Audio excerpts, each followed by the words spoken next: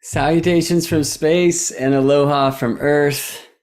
After a strange introduction, I don't know about you, Cameron, but I was hearing music coming from five places at once.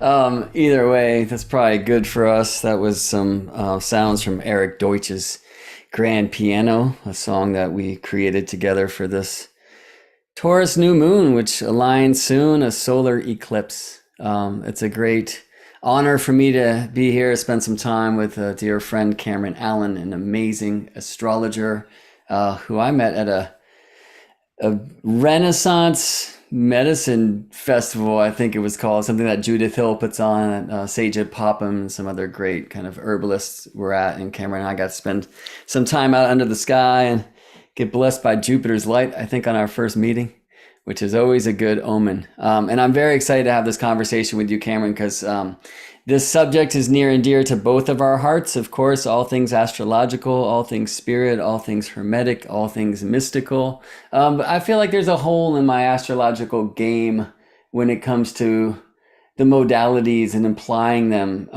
in sessions. And I've been very excited about what you've had to share there. So thanks again for taking some time to enlighten me. How in the heavens are you?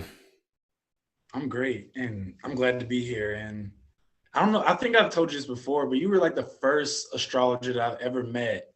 And it was just, yeah, it just shows me how blessed I am in my life. And so I just wanted to reflect that to you. And I'm glad to be here. And I'm excited to talk about all these things, as you said. Yeah. So I feel thankful and grounded. Yeah. Beautiful. Thank you for that. And yeah, I thought perhaps we'd start mystical first and then bring it down to earth. Although for me, earth, which I view as matter in this great trinity of matter, soul, and spirit, or earth, moon, and sun, or cross, crescent, and circle. And so many ways to get after triplicity or threeness in our world. And this is something you and I have tripped on while out walking about. So I thought I would share some of the images from the School of Astrology in my school, and that can bring us into these mysteries out into the strange space, and we could bring it down and in. So I've been tripping so much about how threeness and fourness, because the sacred geometry and the number magic, they're part of the school in this first year, the golden year. Like how you can't have three without four or four without three. And I love how that shows up in geometry all over the place. And I think it really speaks to us as astrologers, where this idea of triplicity and quadruplicity, I mean, sometimes can be, I think, very easy to confuse. I love seeing, even in this image of the Trinity, these three circles of equal size, centered on each other's circumference, that you get these seven unique geometries or spaces, and there's like two threes in this one, always the one. I love that image of the curved triangle. But I've had sometimes a hard time remembering which one of these things, the cardinal, fixed, and mutable modalities, as we call them today, or the fire, earth, air, and water elements, as we call them today. I often confuse quadruplicity and triplicity and have to remember that quadruplicity is like groups of four signs and triplicity groups of three signs. And then that's easy for me to see the squares that today we call cardinal, fixed, and mutable, usually, and the trines or triangles that we call fire, earth, air, and water.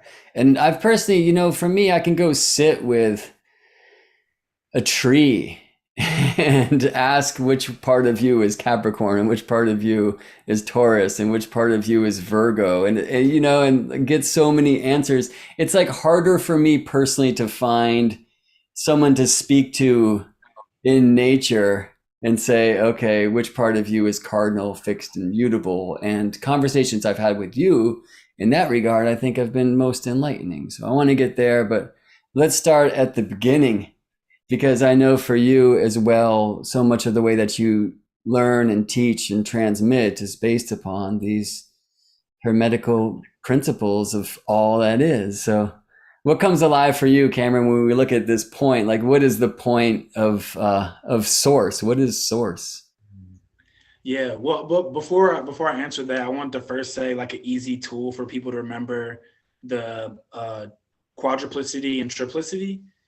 And you just listen to the like I forget what you call it. It's like element.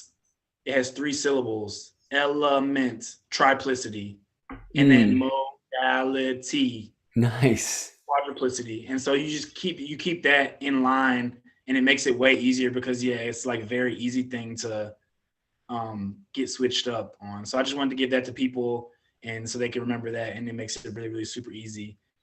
I I forget love who. that. That's so beautiful. Even that the three has four syllables and the four has three syllables. It's like this, right? Like polarity is obviously such a principal truth of, I would imagine, any embodied experience, certainly part of Earth, right? And we have polarity in 10, but we know creation creates in 12 through this study and that part of astrology, how 3 and 4 work together to basically birth the 12 signs of the zodiac. And I just love how intimately connected the two are. And there's just another wonderful example. And it's always helpful, not only to have like mnemonic places for our memory and our study like that, but also to have another reminder of how intimately connected language, the word, the spell is to these mysteries. So thank you.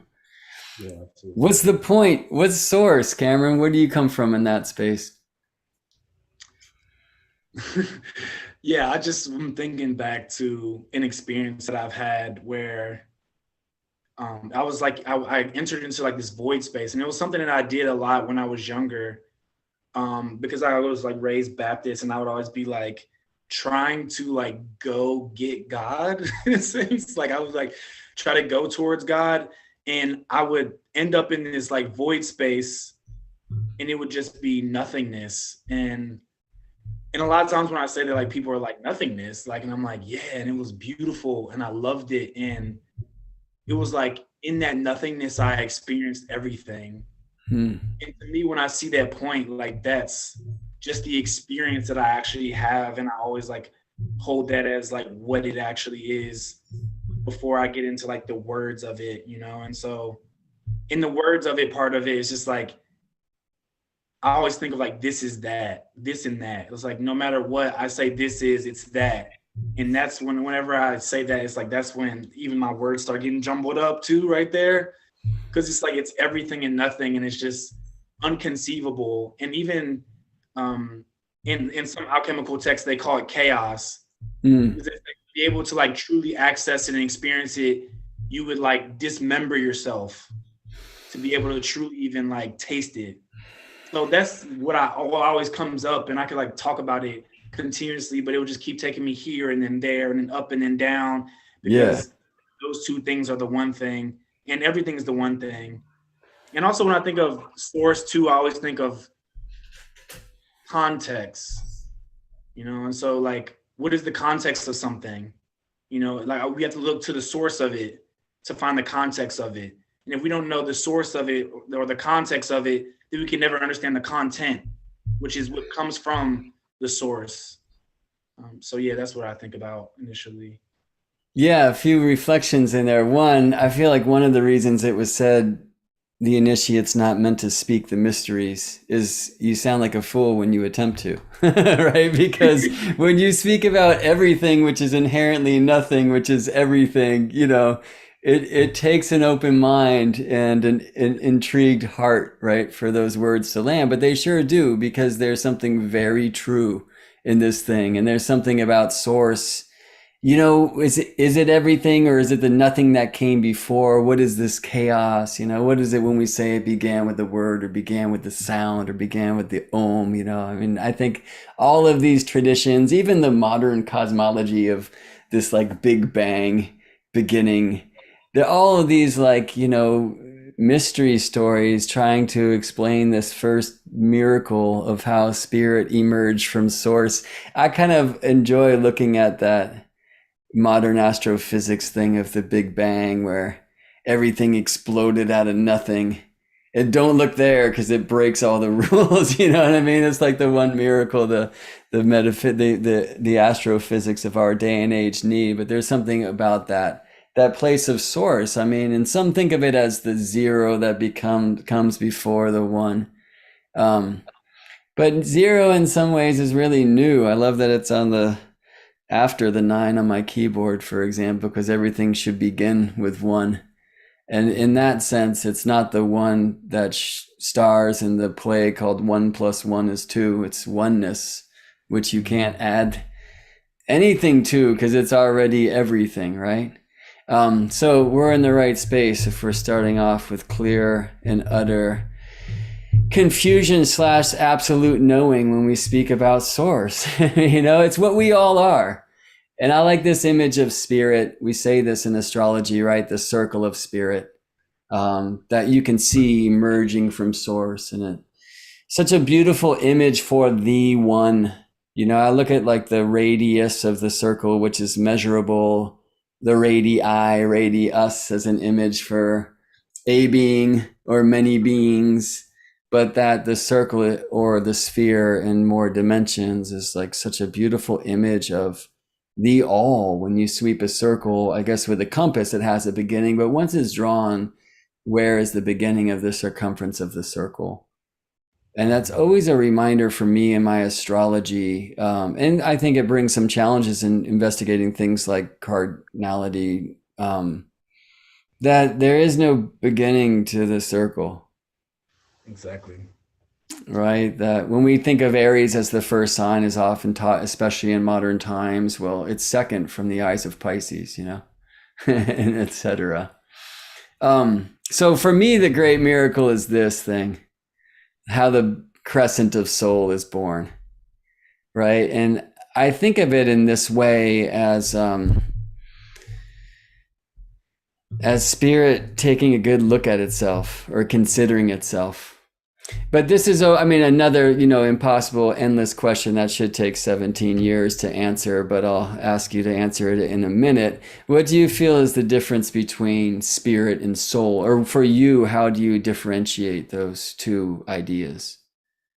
So spirit is something that weaves through all things that is not necessarily unique to me as a single being. And then I would say soul is something that's like, it has like a unique purpose or like a unique imprint that like gives me like what is the essence of Cameron? Like what is the differentiating factor of spirit that exists within my state of being? That's the differentiation that I like to make. Yeah, I love it. So what I'm hearing is like spirit is the all for all. We all have it, and for soul, it's a more individual thing, right? Like this teacup has a particular essence, right? And yet it's also spirits, and spirit is all things. Cool. I love that, and I think that will come through also as we explore this topic and find our way back into the body, which is something that I know you are well known in regards to working with physical astrology and physical herbalism and that. All right. So, yeah, this great miracle of how a soul is actually born.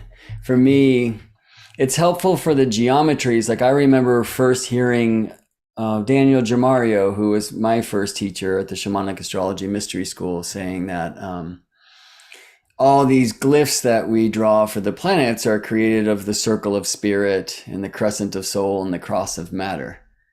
And then, he basically turned the page, and I was like, wait a second, like, that's what I'm after this for. Like that, that's why I'm studying astrology or anything. Like, what is that stuff? And I've always found it like that. Sometimes they'd be like, so see, Venus is spirit over matter. And then they turn the page and it's like, wait, what is spirit? What is soul? And I've actually appreciated, I know when we met, Sage Popham was speaking, and I believe that's what brought you to that festival, right? Or that conference. And in Sage's book, which we'll get to as well, I feel like his descriptions of spirit and soul, he's such a wonderful writer and teacher. They're just like discreet and quick, you know what I mean? And it like comes through. It's pretty cool. He didn't turn the page. He wrote something on it. So let's get back to that. But yeah, so I've been studying in geometry, like, okay, if the crescent is soul, remember I always had such a hard time drawing the moon glyph. Yeah, it's like hard to do that, and it's not just ugly. I'm not like a great artist in that regard anyway. But in sacred geometry, the way that crescent is born is you take two circles of the same size. And that opens up this entire cosmology, right? Of, well, how can, as it's written, the one become two? Right? When the one becomes two, then three and four is this weird thing that was whispered in the Pythagorean tradition, it is said, you know. But I love this image. And for me in my own life, especially when I've been self-critical or in a meditative space and felt like I blasted outside of myself to look at myself, like, who am I looking at and who's looking? It really is this kind of not to experience. And I think of that essence particular to each of us, which I think of as a soul, not as some little piece or division of the one and only thing, which I call spirit, but rather a unique reflection of that one and only thing. Like the moon will never reflect sunlight to earth in the same way twice.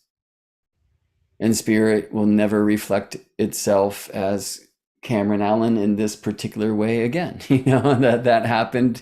And yet, you know, I think this reminds us, and some see this as blasphemy or whatever, that if you are a complete reflection, though unique, of the one and only thing, you are that. You are spirit. Yeah. Yeah. 100%. Anything come alive there that you'd like to add or expand upon?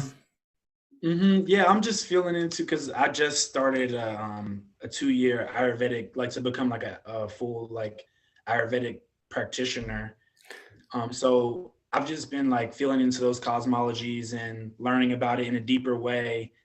And so not really much to say anything about it because I don't feel like the wisdom is in my body actually, but just feeling into that. And like you were saying, the observer and the observed, and you know, like the true self is behind that, and just like how that reflects in general. So that's what was coming up. So just like always thinking about too, like in Jyotish books, and then also even with Ayurvedic herbalism, you don't start the book without starting there. And I always just thought that was such a beautiful thing, because I could look in like Western herbalism books, and even sometimes, not all the time, but sometimes in traditional Chinese medicine books, and it doesn't start with like, you know, the context of reality as a whole before it moves into the specificity of things. So I was just feeling into that. Yeah. Yeah, no, when we took a hike here in California recently, and you were talking about how you kind of start with your students, and you know, it's like, oh man, that's right after my own heart. Like, why should we start speaking about 12 signs unless we speak about oneness and where it all comes from? And I always thought this with, you know, what if we taught kids before we taught them two, or this idea that 1+1 is 2? What if we asked them to contemplate oneness? But I also think that there's an age and a time for that, right? So I've received a pretty stark education from the kids when attempting to add to their education or do it in a way that I feel would be more aligned with spiritual truth or something. That's like, oh no, it's like kind of when we become kids again, and this awe brings us back to the mysteries, that there's kind of a time in life for all that. I don't know. Yeah, so threeness is this amazing thing, because in so many ways it's I could show it as a third circle and speak of Trinity, but really when we look at the one becoming two, the three is this relationship between them. And in astrology, in a way, it shows up as the aspect we now call opposition. Once beautifully it was called the diameter, which I feel like says a whole lot more. But that truth, for example, like I always talk about this in saxophone, because that's where I'm coming from. Like the saxophonist cannot make saxotone without a saxophone, and the saxophone cannot make saxotone without the saxophonist. You know, there's this inherent relationship between not only any two oppositional force, like up and down has somewhere in between, but between everything. All things are relationship. Yeah. So something in triplicity, and it's different, I guess, or at least in this perspective of threeness, it's like, and that's another thing I'm excited to get to, move along, because some of the wisdom drops that you gave me when we were last together, I really heard it in here. Anyway, the Pythagorean said this strange thing of when the one becomes two, then three and four. And so we see this line of centers in the vesica piscis, or the fish's bladder, the mandorla, the sacred almond, the yoni, the gateway of creation. And there's this line of intersections as well. And this is the cross of matter. And typically I would speak about that for at least hours, but I want to move into this image here of kind of taming that cross. So I guess to speak astrologically, the horizon and the meridian are the same length, but we find our way to this glyph for earth, the cross of matter inside the circle of spirit. Or in some traditions in alchemy, this is called prima materia.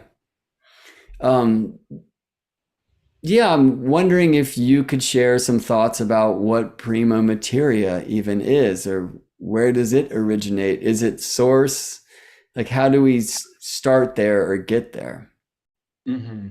Yeah, so the way that I've been feeling into it within the past 2 weeks, actually, which has been interesting, is um, in the things I've been learning from like yoga and Ayurveda, they say behind everything is the Brahman. And then from Brahman, you get Purusha and then Prakruti. And so Purusha would be what's behind it. And then Prakruti is what actually we can like interface with. So the prima materia would be the thing that we are actually interacting with, but Purusha is what's behind it. So even when we see prima materia, there has to be matter, there has to be the first mover or something to interact with for us to even like be able to like taste it, feel it, know it's there. So even the prima materia is not the actual prima, which is an interesting thing to feel into, think about, And so that's like how I've been feeling into it lately.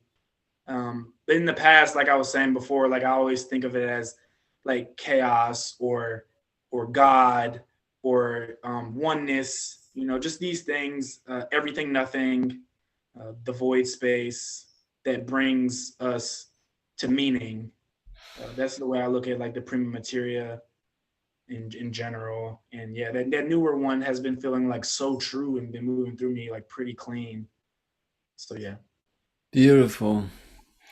And we see this branching into celestial salt and celestial niter, right? So, I mean, this is basically the fixed and the volatile, or the embodied and the not, or what are other ways that you feel into the expression of this, I don't know, transmission of the not to?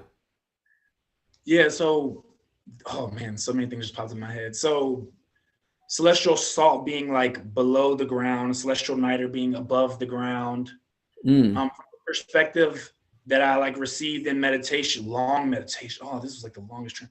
Yeah, anyway, like in meditations, I was seeing like the prime mover, the prima materia, or the thing that we're looking at that we can actually interface with. Let's say the prima materia turns into the context of being a human, the celestial salt being like the lymphatic system, or like what is magnetism, and the celestial niter being the nervous system, or what is electricity. From the perspective of temperature, celestial salt will be cold and celestial niter will be hot. So just like looking at things from that perspective, celestial salt will be down and in, right? Thinking about fixed energy. And then celestial niter would be up and out. And then so also from that perspective, when we talk about the principles of feminine and masculine, that's why they correspond specifically to the anatomical structure of, masculine and feminine. Feminine would be down and in anatomically for humans. And then celestial niter would be up and out, which anatomically would correspond directly to a penis. So yeah, even when I think about working with like gender and stuff like that, I'm always like, well, these are energetic principles that are in reality, and it's not necessarily just about like humans. And that's something that I think can really be helpful for a lot of people, especially people who already know me in Memphis, Tennessee. When I talk to people about stuff like that, it's like really, really helpful to contextualize it outside of the framework of just humans and what we made up and like actual just energetics. So that's a few things that I feel into when I think of celestial salt and celestial niter. Yeah, my saxophone example, I talk often about how that saxotone, as I like to call it, the noise that's vibrating the medium, right? Like that is the four.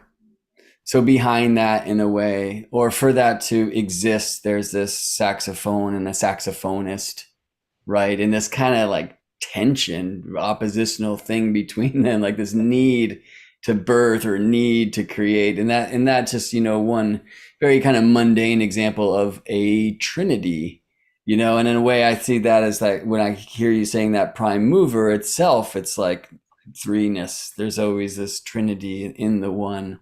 And that the noise is like, there it is. But even when I look here, it's like, well, the saxophone is so salt, it's like brass and leather, and all these like springs and moving parts, and it's all earth. And, it's like, brass is like copper and these days zinc, but there was a long time where it was copper and tin. So you get this like Venus and Jupiter interestingly combined, but it's like this heavy thing. And the saxophonist contributions, besides like moving the saxophone so the air is moving a certain length through the tube that changes the frequency of the notes, but it's the air, which is this very like volatile thing. I love when you were saying earlier, like that very important example of temperature.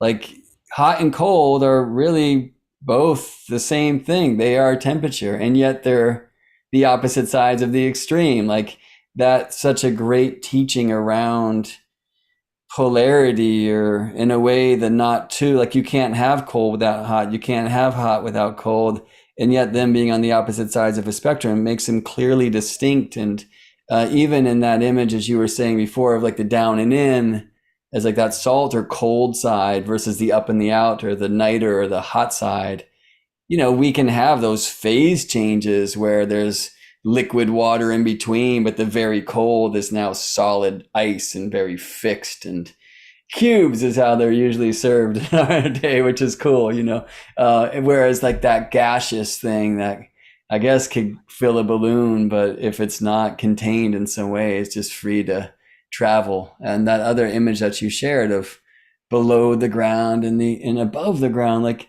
man, it's the simple things, So in alchemy, we often see in the symbolism, the chalice and the blade, and the celestial salt itself becomes these two elements that we express with the chalice, the downward, the down and in involutionary triangles of earth, interestingly, the divided triangle, and water, that which is not. I wonder how you trip about that. One way I see that is earth is very representative of the body itself, and you have your body and I have mine, but the water in so many ways represents feelings, and in a sense we're all sharing one heart. Is that what comes through in your meditations, or is there anything else you want to add to that? Absolutely. That's one thing that I definitely reflect on. And yeah, one thing that's an interesting reflection that I've observed from like the very beginning, before I was even deeply into yoga, and I haven't heard it much, so I want to share it. Also, the earth element being what they call karma yoga. It's like the type of yoga where you're actually like doing action. You're like putting forth action towards things. It's like being very practical. Whereas the water element is being like bhakti yoga, in which is being compassionate, being devotional, those things, like being beautiful reflections of the elements. Also in the earth element, I like to think of, I always like to give the interesting reflections, like as far as exercise goes, when I work with people with the earth element, I tell people to do like actual like strength training, like what is making you feel solid. And whereas the water element is more about what makes you fluid and flexible, like can you turn on a song and dance that song? And so those are two reflections, like on a really, from interesting perspectives, those are two that I like to work with a lot. How much are you working with somebody's birth chart when you're accessing, should there be more of these kind of earth devoted exercises versus the water or the air or the fire. And so that always depends on what's going on, of course. Usually though, it's either when there's excess earth or water or there's a void of it. And that's specifically because, so from my perspective as well, just them being like more on the celestial salt side, which would correspond directly to more the feminine energy. The feminine energy on the planet has been distorted and damned a lot. And so in that way, we don't know how to care for our bodies. We don't know how to care for our emotions. So if someone has what people would perceive as an excess of earth or an excess of water, oftentimes I still have to help them be able to be in relationship with them. Whereas you might think if they had a void of it, we would have to teach them how to be more in relationship with it. But it's actually both and because of the way the society's working. So yeah, it's like if there's a lot of earth, if there's a lot of water, or if there's a void of earth or a void of water, that's when I'm like working with people mostly. But in general, our society just like is very yang consciousness or masculine oriented energetically. So it's kind of like everybody all the time, really, on some level, have to learn yin. And even in people that I know who work with traditional Chinese medicine, they would say that our society, our culture is yin deficient, which would be like deficient energetically in celestial salt. So the earth and the water is deficient in our culture overall. So birth chart or not, that's always something that probably we need to bring our attention to and maybe lessen the blade side a little bit, which is the air. I think of that as the divided blade because, you know, you have your thoughts and I have mine, but the fire being the one spirit that we all share as well. Yeah, I mean, there's so much I want to ask you right here, but for the sake of the time, I think I'm going to drop this down into these three principles. So this amazing piece in this alchemical map, right? With the old statement was solve et coagula. So dissolve and coagulate or break apart and put back together.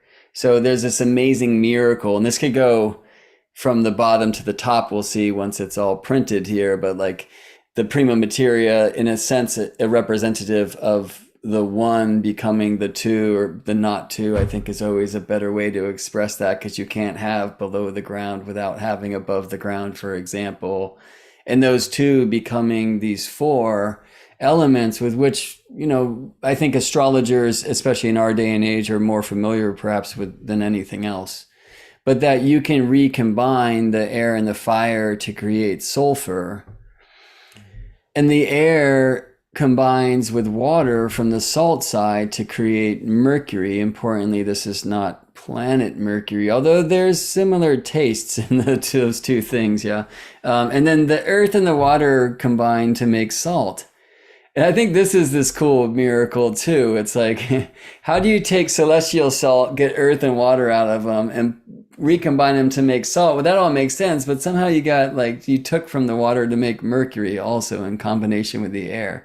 So that's one I've always tripped on. I wonder if you have any solutions to share there. Yeah, and I've even seen like some people at the School of Evolutionary Herbalism with Sage Pop, and like other people I've talked to, they actually put mercury on like over there with the air and the fire. But it's mostly from the perspective of like Ayurveda, where they have 5 elements and then the air and the ether are like all the way over there. So that's like another thing. But for me, when I see mercury being in the middle with like combining air and water, it's really about the fact that mercury weaves through all the things. So it has to be, it's the connector, right? It's like the thing that is like bringing those two things together. Like I always think of like mercury being spirit, and it's the spirit that's bringing the individual consciousness to the body. So it has to be in the middle. It has to be the in-between. That's the way I look at it for the most part. And there's been so many meditations I've done over that. But that's the one that comes up right now though. So these three alchemical principles are so interesting. I mean, I feel for me to really have an overstanding of this, it's not going to happen until I'm like in the lab and creating spagyrics, or even doing spagyrics with the metals, which is next level. Like I feel like if I get a lab in my garage, that will lead to a eulogy soon after of alchemist who blew himself up. And so I'm not sure if it's for me, but I feel like we can observe so much of this energetically, psychologically, philosophically, spiritually. And then there's a whole nother thing of when you bring it into the body.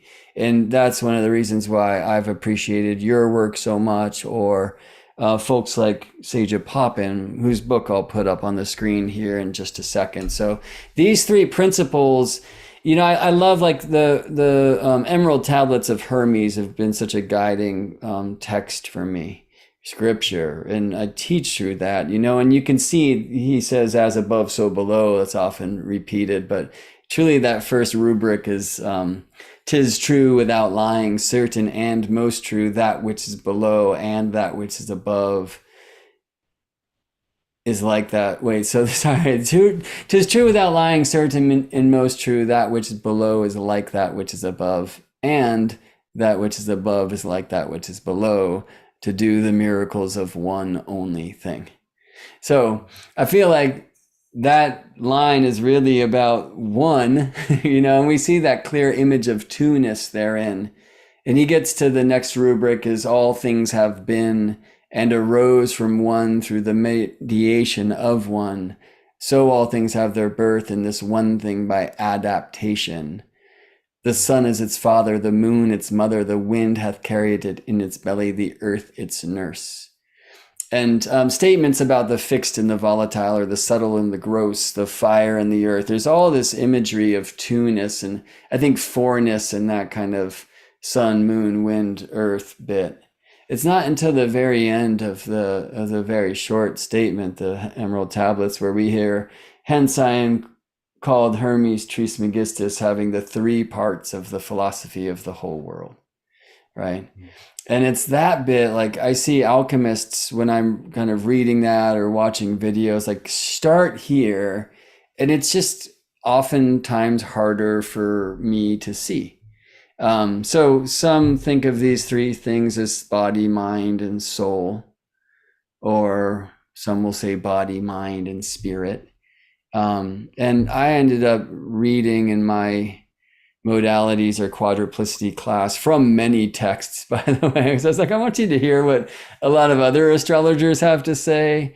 And I really found what was written here in Seja Poppin's, this was a wonderful work, Evolutionary Herbalism, was just completely profound. I'd read it here, but it's pages and pages and pages. I really do not enjoy presentations when people are reading, but I totally did that in this class. Because I was like, I have these things to say, but I want you to hear like more words. And so I read a bit and a bunch, and I really love what's written here. And I know, yeah, I mean, I think of Seja Poppin as an herbalist, absolutely, but also an astrologer. So I would say you met that astrologer before you met me anyway. But I also do love that, in a sense, it's Seja's work that allowed me to first meet you on Earth. Though it's been many times since, and I hope many, many, many times more.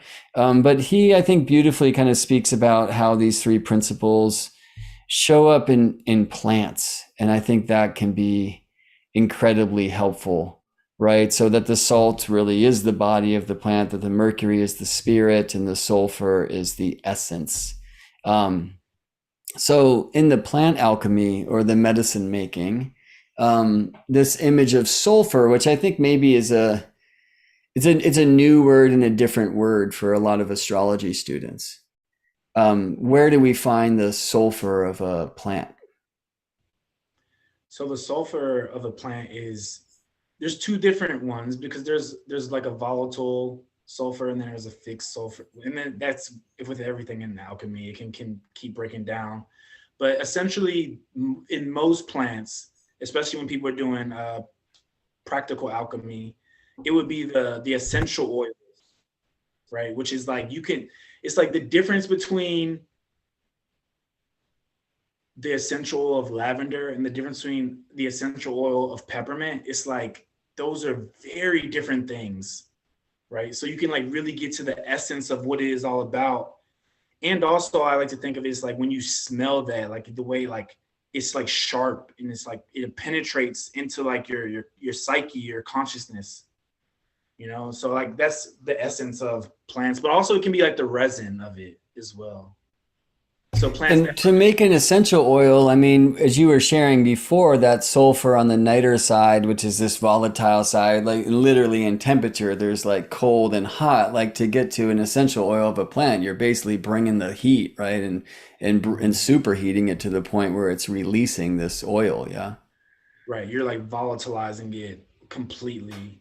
And then it's just like even taking it away from, even you think about it, it's taken away from the actual matter, and it's even like taking it away from the water and it's just volatilizing it. And then doop, doop, you're left with the essence of it at the end of that. So yeah. Yeah, and it's cool. I mean, just as you were sharing, like I've had so many experiences with essential oils. Like it was actually a really important tool that was used by practitioners in plant medicine work that's been a huge part of my path and my coming to astrology. And like what you just said is so obvious, and yet I didn't know it. Like, or I did, but it's really helpful to hear that worded that, like, just consider peppermint oil versus lavender oil. Like, you can get the point of how different those spirits or those beings are of these two different masters, these teachers, these plant allies, just from like the way that your body responds or reacts to these incredibly powerful smells that are both incredibly powerful, but so different in the way that they are powerful. Yeah, I love that. And yeah, one thing I've heard, spagyric makers speak about is how the essential oil is such a powerful point of a plant, but that medicine is not complete. That typically in that process, the plant is superheated, the oil is released. It's not that simple, but and then you're left with this kind of gray matter of what the plant once was. And then typically that's just like kind of tossed into the compost pile. It's called the mark. But for alchemy, it's like, no, that's the salt. Like that's the body of the plant, or we have to reclaim and purify to get the true salt or the body, and then recombine that with the essence or the sulfur of the plant to have this complete medicine. Yeah. It was helpful to read about that in Sage's book. And I'll tell you, it was helpful to read about it again after you and I had a conversation that just help that stuff land. It's so much of the transmission happens when we're with a person, which I think is kind of essential and key to what you're reminding many of us in the realms of astrology. And it's so important at this time where the teachings are often coming through Zoom video screens and whatnot.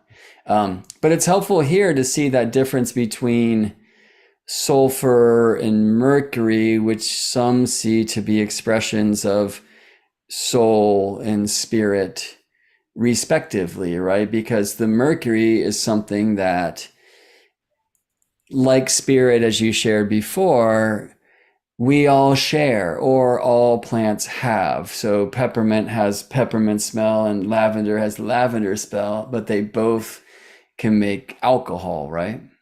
Exactly. Yeah.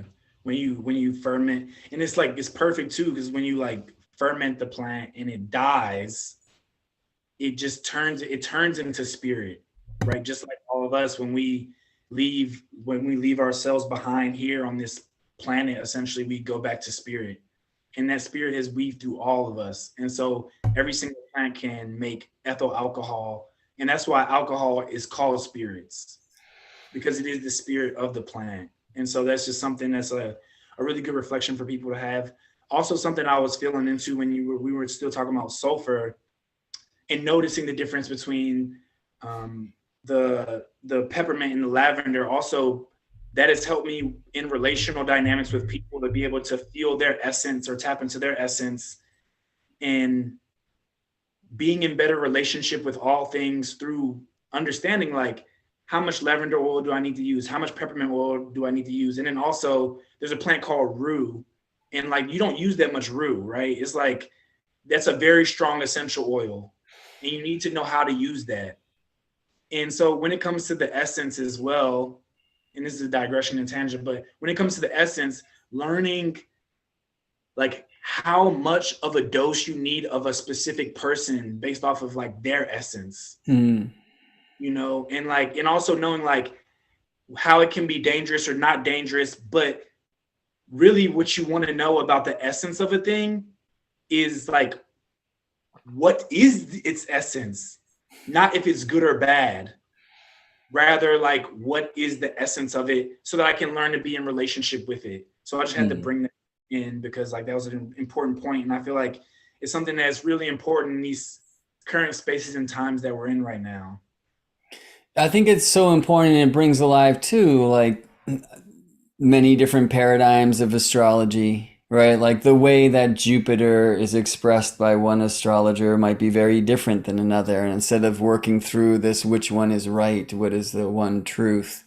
Well, there's going to be as many truths as there are beings, right? And I mean, even that the idea that, you know, lavender works for these conditions, or can assist in this way, that's going to be different from one person to the next, right? And I've loved that.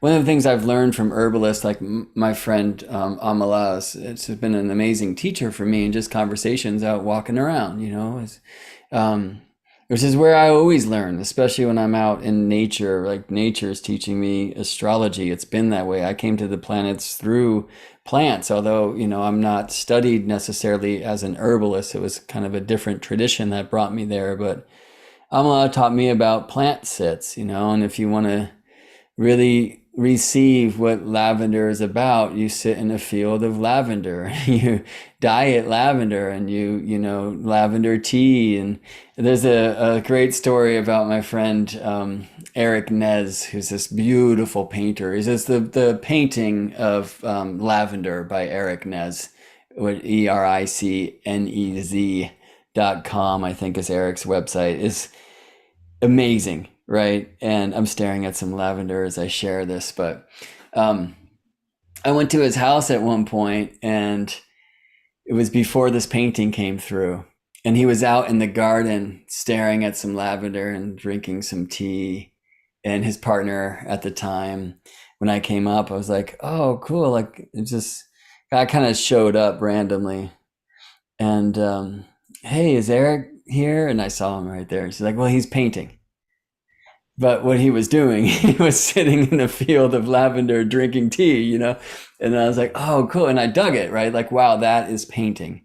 And so it's been really helpful to see that idea of like sit in the field, soften your gaze, like wait until the spirit comes and whispers to you in its own way. And we can do this with planets too. Right? Like we can get outside, especially with the visible planets. But for those who aren't, like Neptune, well, when Moon is conjoined Neptune, go outside and ask the moon to like bring you out to that place that, you know, is not necessarily visible to your naked eye. But for those who are like Venus, have a Venus sit, right? Or have a moon sit, watch her wax and wane, you know, experience it. And so that's been really helpful to learn from the herbalist tradition in that way. But the reason why I started this interesting tangent is the stories that I've received from herbalists who sat in the fields and softened the gaze and spoke with the spirit and heard something that's different than what's written in the book. Exactly. And trusted it and saw how the people who are coming to them to receive herbal treatments or whatever it may be, like they are aligned to receiving the medicine in that way, even though it might be contrary to what they were taught. And I think it's such an important teaching that helps us reflect upon the idea of essence and spirit, everything's connected, essence, everything has its own essence. But even there, like the way peppermint dances you is going to be different than the way it dances me. Or to get back to the saxophone example, which I think of as the four. So saxophone is saxophone, this need, saxotone is the noise. But the way that that noise calls you in or pushes you away, right? That's the five. We all have our own personal experience of a thing. Like if a tree falls in the woods and no one's there to hear it, it makes a noise. But it doesn't make a sound because the sound is that relationship of how it's received. And I think there's something really important there too. Like we can speak about the essence of something that, it's as simple as a flower, and that's a complicated thing because each of these flowers themselves are living incarnated beings or representatives of a like kind of larger essence. Yeah. Absolutely. Yeah, And absolutely. yet their salt, their body, that's like a little more particular, right? Like even down to the DNA level or the composition of a thing, like that's like much more tangible. Yeah. I mean, I'm sure, and we all know the body itself is a very mysterious being, but it seems like the matter itself is like meant to be more measurable. What is the salt of a plant like lavender? Yeah, so the salt of lavender or any plant really is just like the mineral salt. So like you were saying, when you have the material left over, like if you literally went outside and got a bunch of lavender, you would be able to like burn it all the way down and then just like crush it. And so like what you're doing is really you're working with the body of the plant, right? So the actual physical material is needing to be burned down and then crushed. And you burn it and you crush it and you burn it and you crush it, and you do it in this way so many times until it like actually becomes a mineral salts Mm. all again. And so that's what the salt of or the body of a plant is when it comes to like alchemical preparations. And it will actually be crystalline like table salt. It'll be crystalline like table salt, and then if you like have the equipment available, then you'll be able to see like the geometric structure of the mineral salt composition that comes from the plants as well, which is pretty epic and amazing. And I can't wait to get there in my life. Do you feel Yeah, like you're heading there to the place where you will like build up a lab for yourself and have that equipment and do this work and create medicines? absolutely. I have some equipment on hold from a friend in Portland right now in this moment. And I have two people in Memphis that are already starting hood alchemy is what I call it. Because it's just like we're just like I've been helping them just buy stuff in the city just to Hmm. start it out. Because even like Stasia, he started out with just like a grill in the backyard. Mm. So it's like you don't necessarily have to have like some high tech equipment to do all these things. I have chosen to like take my time to get some lab equipment, Yeah. but yeah, I'm definitely moving in that direction. And then in the meantime, in between time, since I haven't been, it's not that I haven't been able to do it, so I'm not going to tell that not truth. In the meantime, in between time, since I haven't making that move or made that choice yet, I've done more internal alchemy and like reflected on these things and observed other people's processes and talked to them about it. And then I began doing it like in my body and letting that be my lab set for now. Yeah, which is where the plant work and the metal work is meant to lead us anyway, right? But I mean, I appreciate in the alchemical tradition, you also see these cats like sitting in a cave and staring at a skull and contemplating death and life, right? That there's something in the spirit, in the essence as well, besides what's happening in the body. So, And also in yeah. alchemy, that skull might actually have been something that was alchemically prepared. This is something that a lot of people might actually be upset about potentially, and that's okay. I still love you, and that's fine. But also, we like in alchemy, we also do like animal spagyrics as well. Mm. So, which is something that's like I hear like people get. It's like a really reverent experience to have. So it's not just plants and metals, but it's also animal alchemy and Where you'll actually work with matter of an animal or, yeah, got it. yeah, and you'll separate the three parts and then you'll recombine them as well. Got you. Yeah.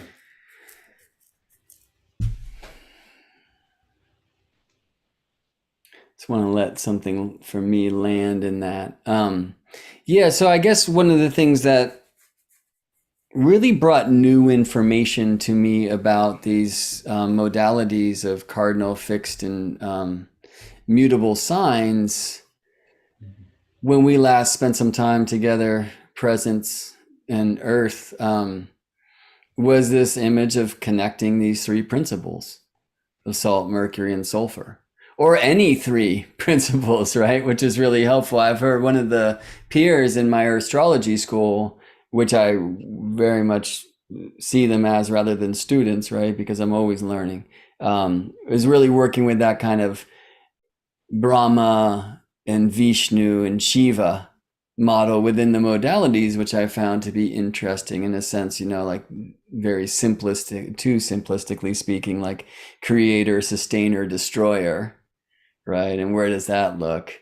But bringing some of this awareness and which you taught me about plants and which I've read from Seja and received from other teacher friends like Amala, of, well, what if that salt, mercury, and sulfur looks like these fixed, mutable, and cardinal signs? I'm going to rearrange these in the way that we're typically familiar with them and how they're typically taught. It's interesting for Seja, he teaches them in a way that many would see like out of order, right? Because he's teaching from that space of the alchemy and the plants and how it kind of makes sense and moves along. This, of course, is usually taught these days, and as an earth astrologer and very connected into the sacred astronomy of astrology for me, in attempting to embody these heavenly harmonies in that way, and kind of understanding that the chart's not just a map of the soul, it's actually a map of the sky in a moment's time from a place, and that matter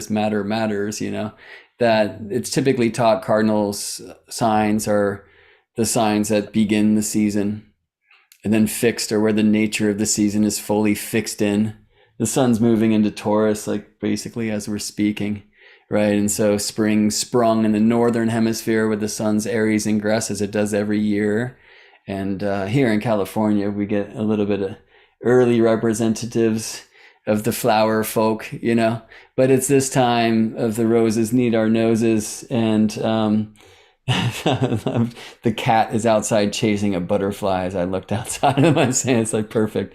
That image of spring. We have a bird jumping in the top of the pine tree over here, like calling for a mate and not really caring what time of night it is, and challenging sleep around here because it's like that, and I want to honor that for half of the world. Not quite half of its people, but those who live below or south of the equator. This, of course, is us at this time of our recording, moving into the heart of autumn. But there is something about these so-called fixed signs that speak for the second of 3 months in a season, when the nature of the season is fully fixed in, where the cardinal sign is that which begins it. Importantly, from an astronomical point of view, in the tropical zodiac, it's aligned to Gaia's spine, as I like to call it, Earth's rotational axis, which defines the cardinal directions, and the cusp of the cardinal signs literally are aligned with Earth's cardinal directions. Like so many ancient wisdom traditions, tropical astrology is based upon directionality. And that's been a huge piece of my work to come to and show. So that image of cardinal beginning a season and what are cardinal directions, and then moving the fixed signs, interesting in this regard, are kind of mutable because they're right in between the cardinal directions. But then the mutable being that mutation of one season becoming the next. And so we see, like, all the way back to the Hellenistic tradition, certainly used in horary astrology, which I know, Cameron, you've studied, that cardinal like starts things in fixed, maybe finishes things in ways that cardinal does not have the capability to, and that mutable tends to move on to the next thing. I never found that personally to be like enough for me when I'm sitting with a client or looking into like a natal chart or trying to find more about myself there. But I really also appreciated when you and I last spent some time together, how like it seemed literal you're able to work with that, how real it is.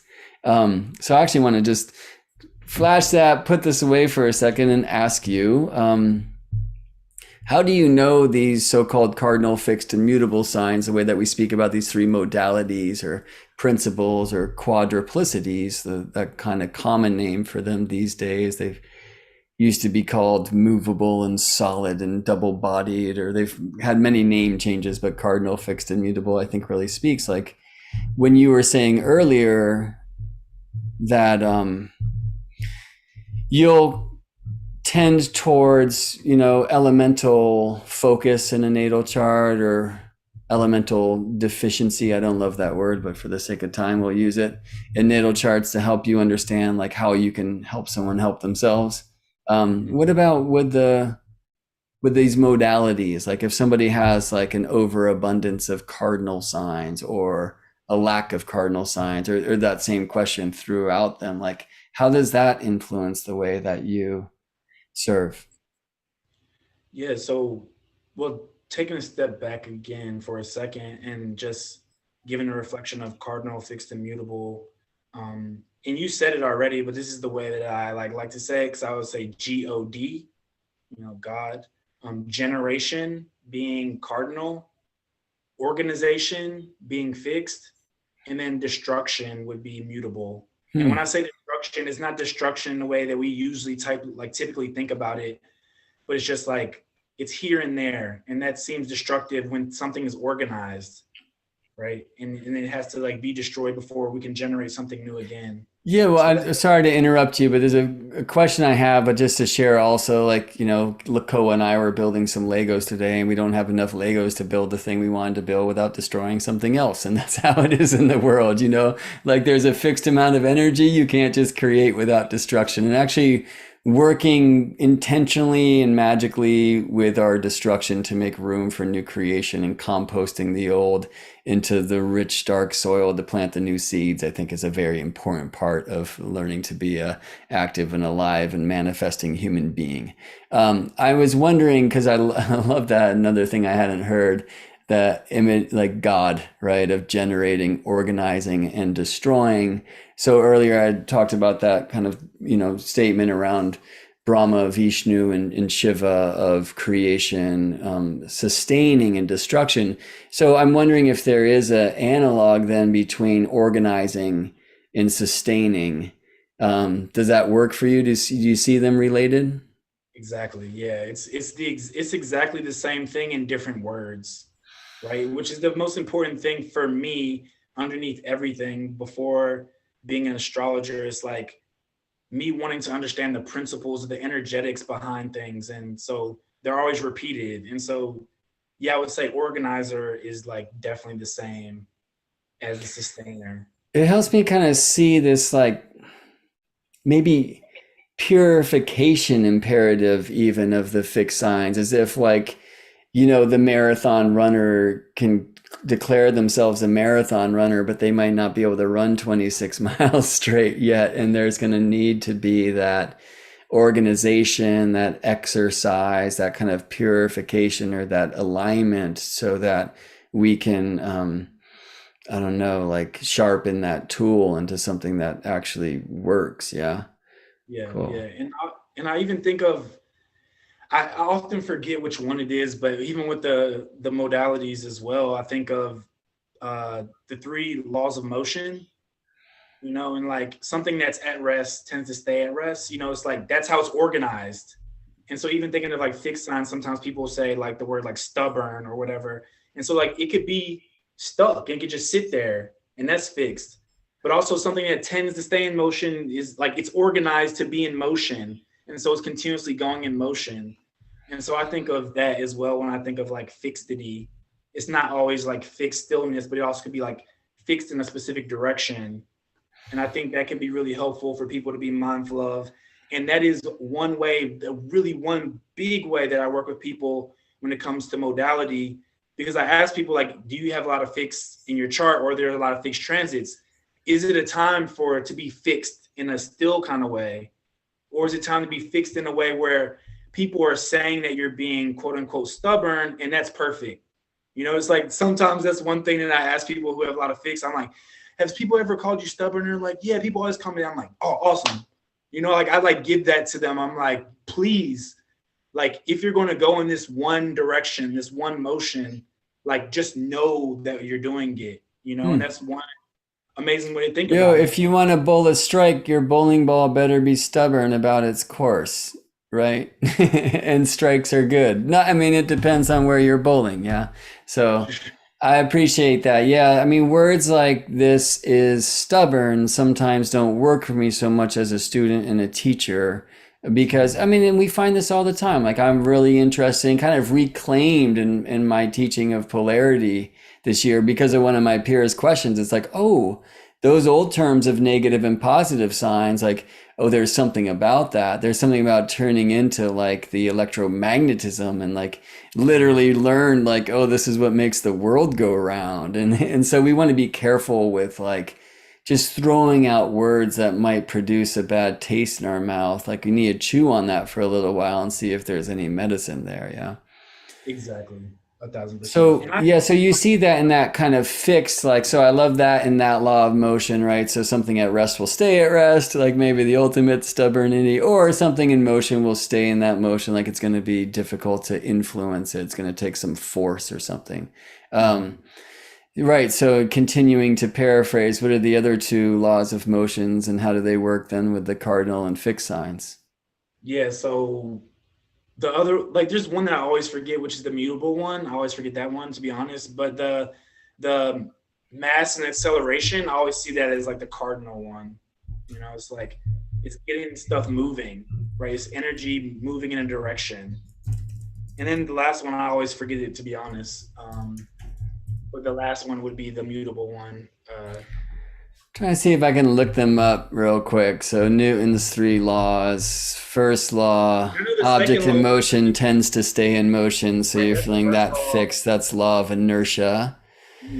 The second law is force equals mass times acceleration. So it takes more force to move a heavy object than it does to move a light object. So let me get to the third law. So it's like every action, there is an equal and opposite reaction. Right, exactly. Which is like that one would be the mutable one. Right. So because I mean, if you're on a course, it's actually also leading to another course, right? Like there will be a mutation at some point along the way. Has to be. Yeah. So I think it is so helpful to have the ally of story and metaphor and finding ways for us to transmit these spiritual principles into shapes that people have actually experienced in their bodies in this life. And I love so much of your work as an outsider from what I'm perceiving here and what I hear in your wisdom as you share, like working with like the physicality to understand these spiritual principles as well, right? That in a sense goes both ways. And I guess, typically conversations begin here, but I feel this, I called it a conversation, not an interview. But were you to describe your work in brief, and I know it's ever expanding as well. Like what do you call yourself, astrologer, or what is the main words that you use as you're describing what you do? To be honest, with my Gemini moon, it depends where I'm at, to be honest. Because in Memphis, Tennessee, it's not that I'm not known as an astrologer, but I'm an herbalist here. I'm a root doctor here. I'm a juju man or energy worker, or I'm the crystal guy in Memphis, Tennessee. So I allow people to call me what they please in Memphis, to be honest. Online, I'm a holistic health astrologer is what I would call myself, because I'm like looking at everything in reality. And also like for myself personally, like when I emphasize like holistic first, like that's what I like try to be and am, and which is an ever expanding thing. And it's for health in astrology. So like I'm an astrologer last in that. But online I am more like an astrologer. But really, I like to think of myself as becoming more of like an alchemist Renaissance person, Renaissance man, like that's what my ideal is that I project out and that I continue to move towards and like be with, so that's what I would say in general. But I'm definitely an herbalist. I'm going to be an Ayurvedic practitioner. I'm Reiki attuned. There's like all these other things. I have a degree in psychology, so I'm a psychologist, and I have a degree in health and sports science. I used to personal train people, so I'm kind of like an athletic coach sometimes as well, especially with people in Memphis when I can actually get my hands on them with them. That's been a beautiful thing that I like really missed, because like there's only so much I can do when somebody's online. I can't see their posture, but I can look at their chart and see like what. Anyway, so like all those things put together is like what I am and continuing to blossom into as well.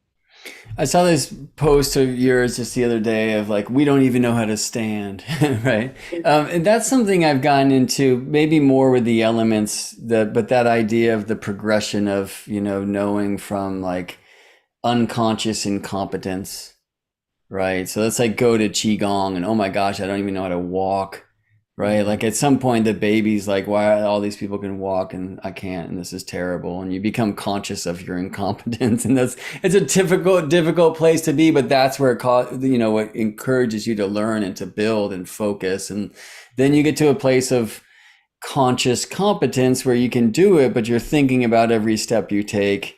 And then suddenly we get to unconscious competence and you're just walking and but then later in life you're like, wait a second, I don't walk right, and you have to like rewind and start all over again. And I love that post, which reminded me of that truth. But I also wonder, you used this word posture before, of like when you're sitting with somebody and trying to help them in their embodied way through a video screen, which has got to be so tricky. But yeah, I think observing and starting a research project of there are many different ways to stand wrong. And can we see that in a chart, or can we see posture in a chart? I like, let's explore that together another time, because I know time is sacred and you've got a place to be. And that's true for me as well. I want to share your website before we're out, but I just want to say this thing about you. And reflecting upon you in this moment had me consider, do I see this in me too? And I think it's true that I know you have just been hungry in this study. I think one thing that you and I both love, and blame it on the Gemini moon or not, about astrology is that it is this endless thing. Like you can never know it all. And I've seen you go and study traditional astrology, like knowing that you started more in this kind of evolutionary astrology mode, and kind of in the herbalist the herbs brought you to the plants brought you to the planets, which I love. But I can see as you're building and learning all of these things, there's this current, there's this essence, there's your sulfur, there's this Cameron that just like clearly is on this path, and it's not going to be swayed by this or that. You know what I mean? And I very much appreciate that you, and that begs like self-reflection that actually brings some love to my heart. And I gotta say, like every time I'm with you, man, that's how I feel. I really feel, I learn every time we speak, even if we're speaking about whatever is happening, news, etc. And I really I'm glad to know you, and I'm very honored to see your light shining more and more into this astrological community, because I have seen many people benefit from you, including myself, and I know that will continue to be true. I understand that you are mentoring people individually, and I know you've done a lot of teachings of groups. Like I know, I'm going to show your website real quick, which is cadreamplanet.com.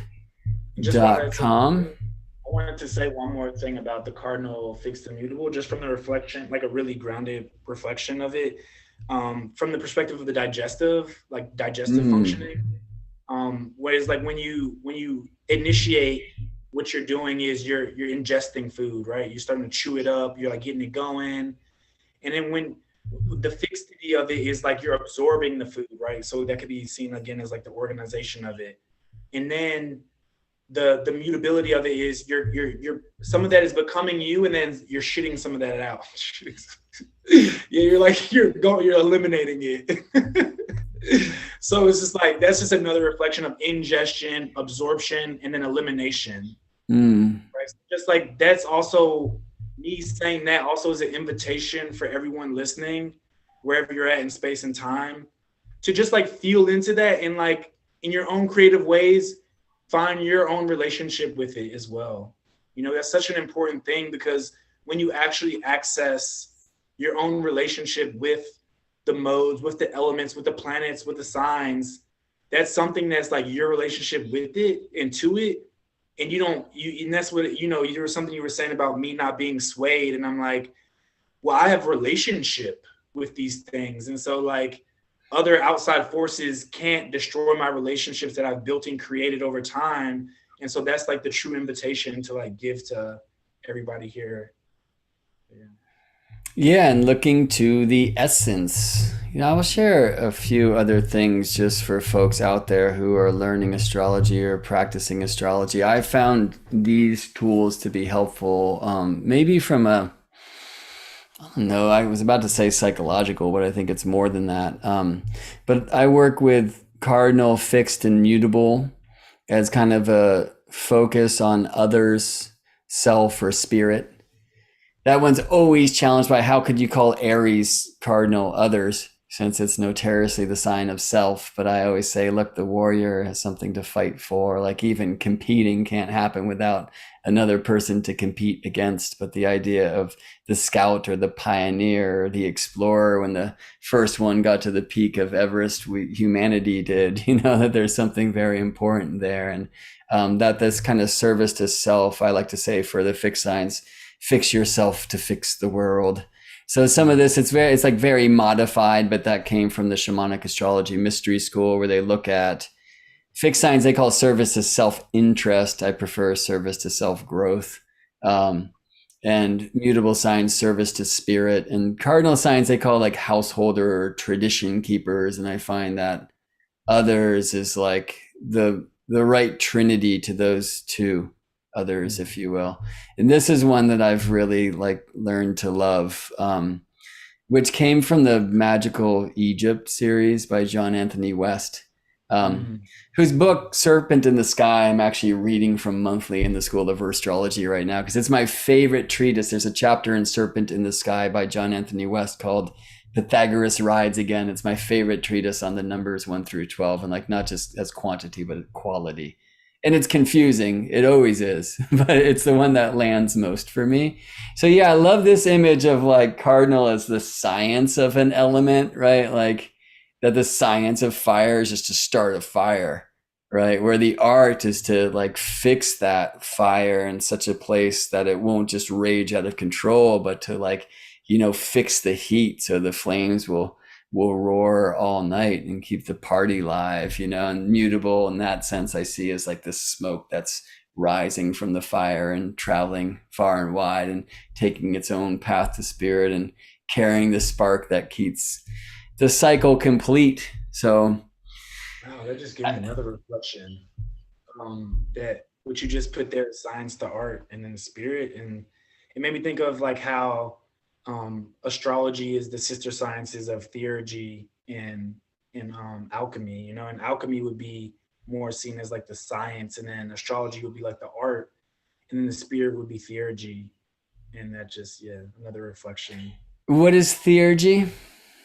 Theurgy is the art of like divine connection. That's the way I like to say it for myself. So like correspondences.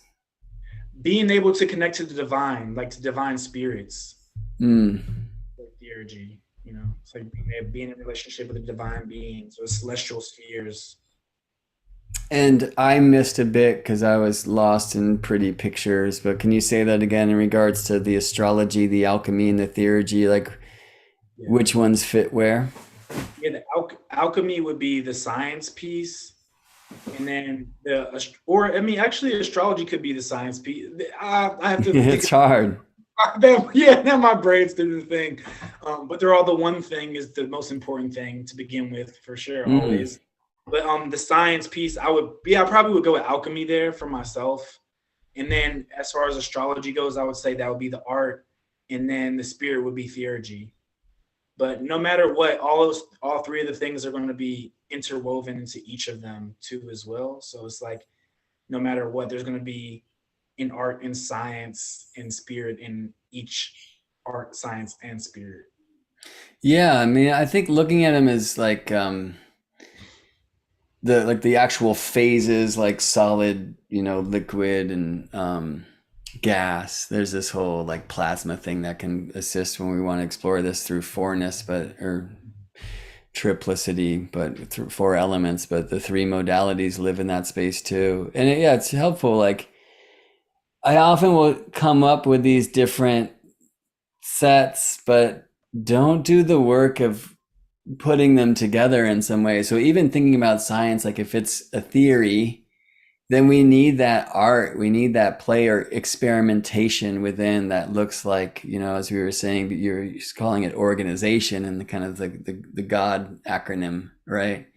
Um, and that spirit in a way really is, as you were sharing just so beautifully before, like that is the sacred destruction. That is the end, so we can get back to the beginning of the end of the beginning again, bringing us back to source. Cameron, thank you so much. You're amazing. It's always such a treat to spend some time with you, and I hope everyone here has benefited from this conversation as much as I have. I would love to hear if anyone's seeing this online or something. Love to read your comments. Teach us, where did we go right? Where did we go wrong? What can you add to the song and all those things? Here's Cameron's website, cadreamplanet.com. And I guess I'll just encourage you all to go there and have a look around. Is there anything specific you want to share that's alive for you that in your offerings at this time?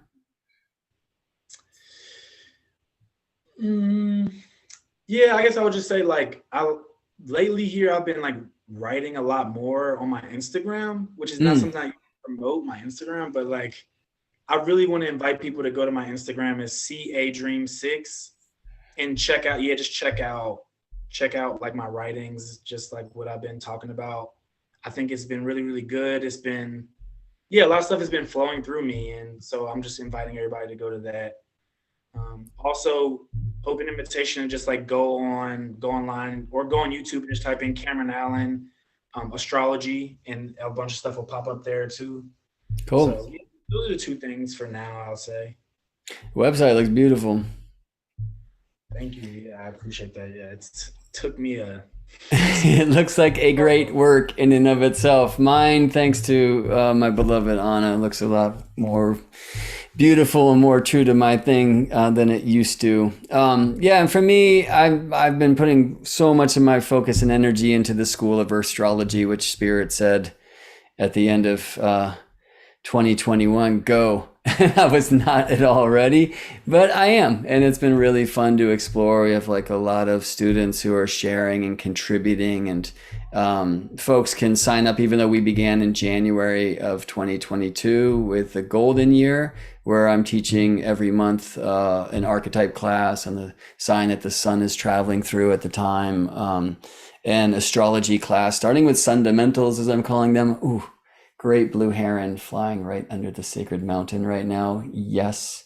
But really learning to honor signs like that at all time, right? That's the idea of astrology. So the school, we've been doing polarity, triplicity, quadruplicity, really wanting to take a deep dive into these basics and asking as many questions as I'm trying to give answers, because who am I to say this is the one and only truth? I prefer, teachers that don't know as much as they do. It's helpful for us to learn together, I feel, but the school is kind of getting, I think, right to soul path and some of the really interesting places at this point in the study. And I'm also presenting a class every month on sacred geometry and number magic, which is one of our sister sciences. Next year, we'll use musical harmony. Sacred harmony is one of the vehicles, and always the astronomy, which I want to, next time we connect, I want to share this cool thing that I've learned from the horizons about how Leo and Aquarius are a quickening version of fixed signs, whereas Taurus and Scorpio are a slowing versions of fixed signs. And that goes back to something that you had said before of oh yeah, all of these things sulfur actually has at least two representations. And so as we combine these modalities and these elements, right, or modality and polarity, we get this whole other opportunity for learning, study / confusion.